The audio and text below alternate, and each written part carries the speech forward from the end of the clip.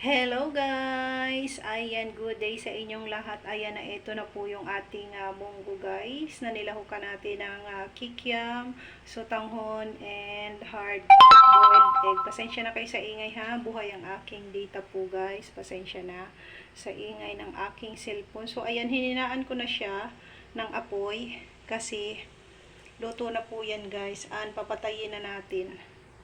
So ayan, diba? Simple-simple lang maghanda ng pang-ulam, guys. So, ayan. Ayan, ang ating itlog. Ang ating kikiam. Ang ating sotanghon. Ayan. Ayan, napakasarap. Nating ginisang munggo. Ginisang munggo. Hindi ko siya nilagyan ng paminta, guys. Kasi pag nakakakain ng paminta yung aking pamangkin, iniluluwa niya, guys. So, ayan, tikman na natin.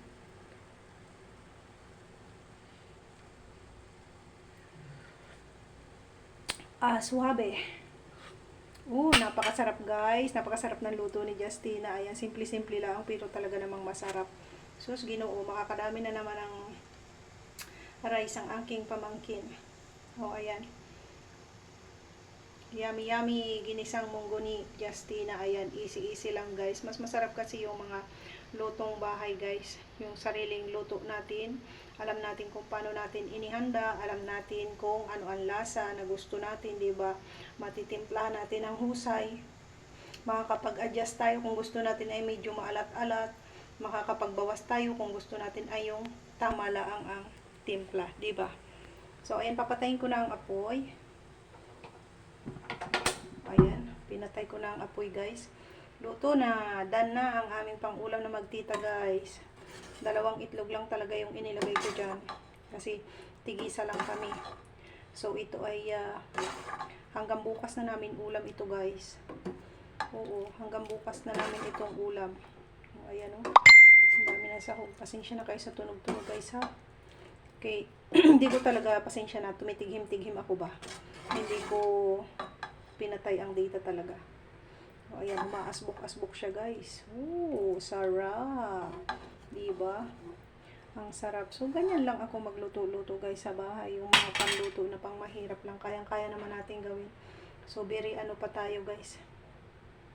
Very kapaki-pakinabang pa. Kaya naman, enjoy na enjoy ang aking pamangkin. Kaya hindi siya mahirapan sa buhay ng kanyang pag-aaral. Kasi, uuwi siya ng bahay. May pagkain ang nakahanda. Ayan na, kapag luto na ang tita.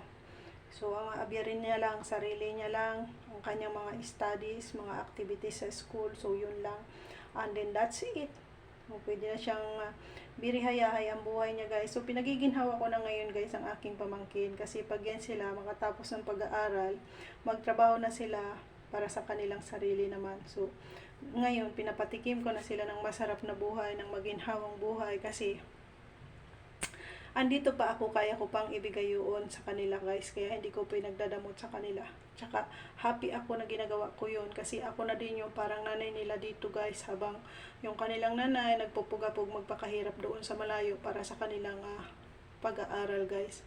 So ayan, that's it for today. And syempre kung bago ka pa lang sa aking channel, baka naman, ayan, subscribe to my channel and then click the bell button, select all para lagi kang updated sa mga susunod ko pang upload na video. And hoping na kayo ay may napupulot na aral at may natututunan sa bawat simpleng cooking video na aking ini-upload dito sa aking small YouTube channel guys. And syempre, pasalamatan natin ang ating mga subscribers, viewers, silent viewers, sharers, likers, members, and super chatters. Thank you po sa inyong lahat. And syempre sa aking buong family, ayan, at syempre sa aking asawa. Thank you very much. And have a great day sa inyong lahat. Bye for now and see you on my next video upload guys. Thank you for watching and God bless everyone. Bye-bye.